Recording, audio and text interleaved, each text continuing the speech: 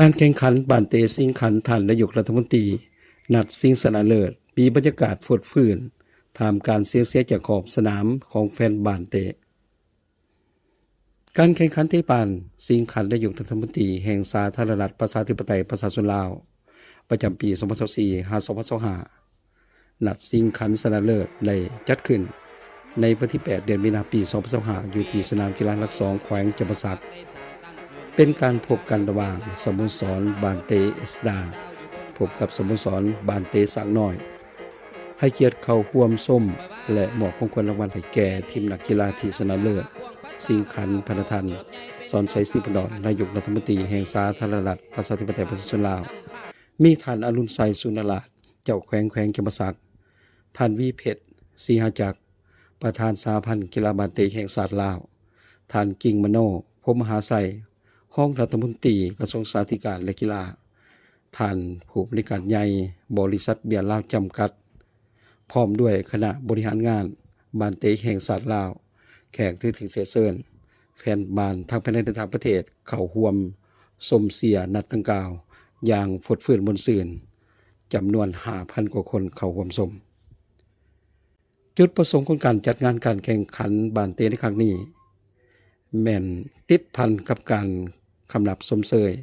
การเฉลิมฉลองสามัญประวัติศาสตร์ของศาสตร์ลาวเฮาคือวันสร้างตั้งพรรคประชาชนปฏิวัติลาวครบรอบ70 ปีวันสถาปนาสาธารณรัฐประชาธิปไตยประชาชนลาวครบรอบ50 ปีและวันคล้ายวันเกิดของประธานไกรสอนพรหมวิหารครบรอบ105 ปีและวันไปยิงสากลครบรอบ115 ปี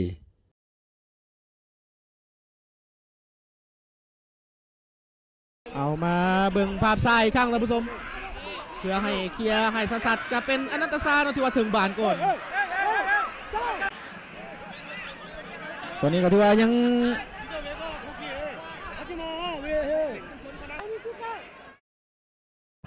อนันตซา4,000โยกเขามาเกียร์ขึ้นมาแดนกลางเก็บบานได้ของพุทธลักษณ์มาที่พุทธวงศ์สังวิไลพุทธวงศ์ให้ที่ปีเตอร์พัทวงศ์ปีเตอร์ที่พระจันทร์เปิดโด่งเข้ามาเอาบาลลงของกีดาวอนสุวรรณีกีดาวอนในเกมการแข่งขันเตะบานทั้ง2ทีมได้ทำการแข่งขันได้มีน้ำใจนักกีฬาอย่างแท้จริงสามารถเรียกเสียงเชียร์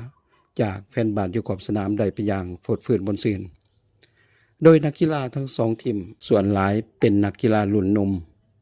พร้อมกำลังมีชื่อเสียงให้กับการลงดินให้กับทีมศาสตร์ก็คือทีมสโมสรที่ต้นสังกัด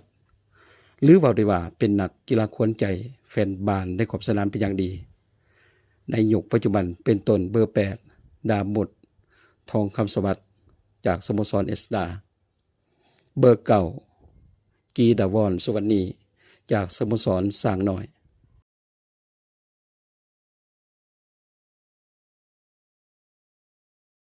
เอาละตากเข้ามาเก็บบาลได้ของกีดาวอนสุวรรณีด้านซ้ายมีกีดาวอนลุยมาเองกีดาวอนโอ้โหถึงตัดฟาวโอ้ถือว่าเอาฟาวได้ตอนนี้โอ้ถือว่าได้รับบัตรเหลืองไปเนาะทางฝั่งของผู้ลินสร้างหน่อยเป็นทางด้านของกิตติศักดิ์พงวงศา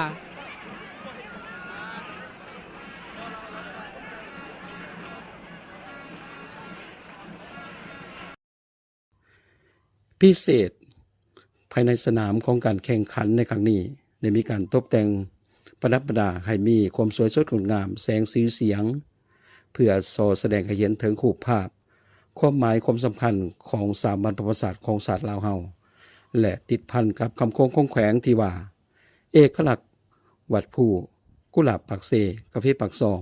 น้ำของต้นคอนสีพนอนในน้ำงามเดน้ำใจภาษาลือซากองไก่กองไซจักรพรรดิผักลัดนำพาปลาสะสดอยู่ดีกินดีสำหรับผลของการแข่งขันสโมสรบานเต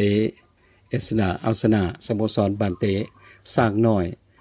2-1สโมสรบานเตเอสนาสามารถคว้าแชมป์ได้รับขันชนะเลิศเหรียญและเงินรางวัล200 ล้านกีบขณะที่อันดับที่2สโมสรบานเตสร้างน้อยได้รับเหรียญและเงินสด50 ล้านกีบ จันทวิไสคุณทุมพรเอามาเบิ่งฟรีคิกของเอสลาท่านผู้ชมอยู่ที่บ้านเป็นจันทวิไสคุณทุมพรจันทวิไสเปิดมาเคลียร์มาได้ของสร้างหน่อยนิรันดร์ลงศรีสมบัตินิรันดร์ยกขึ้นมาก็มาเข้าทางอุซีดี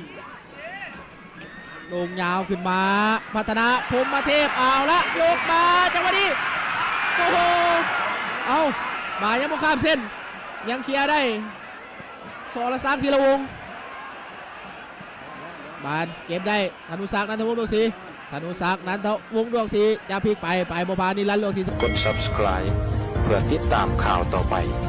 ที่นี่จำปาไมนิวส์